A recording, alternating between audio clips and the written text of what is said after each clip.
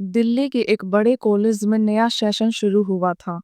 Aarav handsome, थोड़ा घमंडी, लेकिन पढ़ाई और खेल दोनों में स्मार्ट। सान्या खूबसूरत, बिंदास और थोड़ी जिद्दी, जिसे किसी के आगे झुकना पसंद नहीं। पहले दिन कैंपस में जब दोनों की नजरें मिली तो न जाने क्यों दोनों को हल्की सी चुभन महसूस हुई, जैसे किसी ने उनकी ईगो पर हल्का सा वार कर दिया हो। सान्या ने मुस्कुराते हुए कहा, एक्सक्यूज मी, रास्ता देना जरा, तुम्हारा एटीट्यूड यहाँ काम नहीं आएगा। आरव ने भी हंसते हुए जवाब दिया, एटीट्यूड तो मेरे खून में है और तुम जैसी लड़कियों को तो ये पसंद ही आता है। पहली मुलाकात में ही दोनों ने एक दूसरे को चैलेंज समझ लिया। क्लास में हर बार कुछ न कुछ ऐसा होता कि दोनों आमने सामने आ जाते। अगर आरव कोई प्रेजेंटेशन देता तो सान्या सवालों की बौछार कर देती। अगर सान्या टॉपिक संभालती तो आरव उसके पॉइंट पर ताना कस देता। बाकी दोस्त मजे लेते, अरे ये दोनों कब तक लड़ेंगे।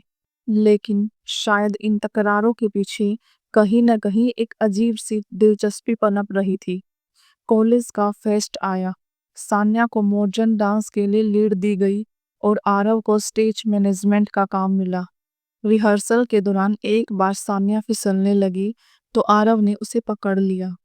कुछ पल के लिए दोनों की नजरें मिली। बैकग्राउंड में म्यूजिक धीमा हो गया। उस पल में कोई लड़ाई नहीं थी, बस एक अजीब सी गर्माहट थी। सान्या ने धीरे से कहा, थैंक यू, लेकिन इसका मतलब ये नहीं कि मैं तुम्हें पसंद करने लगी हूँ। आरव मुस्कुराया, और इसका मतलब ये भी नहीं कि मैं तुम्हें छोड़ दूंगा। धीरे धीरे दोनों के बीच बातचीत बढ़ी। आरव उसे लाइब्रेरी तक छोड़ने लगा और सान्या उसके साथ कैफे में कॉफी पीने लगी।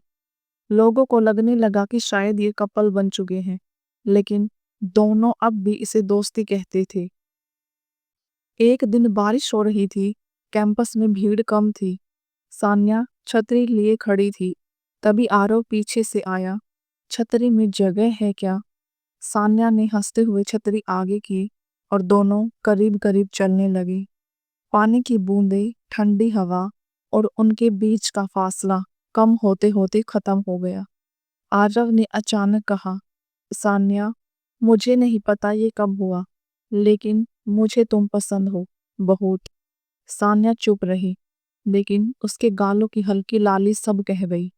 जैसे ही दोनों के रिश्ते गहराए, वैसे ही मुश्किलें भी आने लगी। सान्या के पापा सख्त स्वभाव के थे और उन्होंने साफ कह दिया, आरव का बैकग्राउंड अच्छा नहीं, उससे दूर रहो। आरव भी अपने करियर को लेकर स्ट्रगल कर रहा था, लेकिन उसने हार नहीं मानी। उसने सान्या से वादा किया, मैं तुम्हारे काबिल बनकर दिखाऊंगा, बस तुम भरोसा रखो।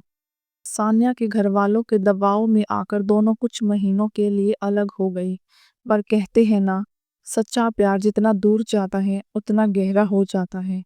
आरव ने मेहनत की, एक मल्टीनेशनल कंपनी में जॉब पाई और सान्या के घर पहुंच गया। उस दिन उसने सिर्फ एक बात कही, मैंने कहा था ना, तुम्हारे काबिल बनूंगा। अब क्या तुम्हारे पापा मुझे मंजूर करेंगे? सान्या के पापा ने पहली बार उसके चेहरे पर गर्व देखा और रिश्ता मंजूर कर लिया। शादी के बाद भी उनके बीच तकरार होती थी, लेकिन अब हर झगड़े के बाद प्यार और बढ़ जाता था। उनकी कहानी शायद परफेक्ट नहीं थी, लेकिन सच्ची थी, और यही सच्चाई उन्हें हमेशा के लिए जोड़ गई।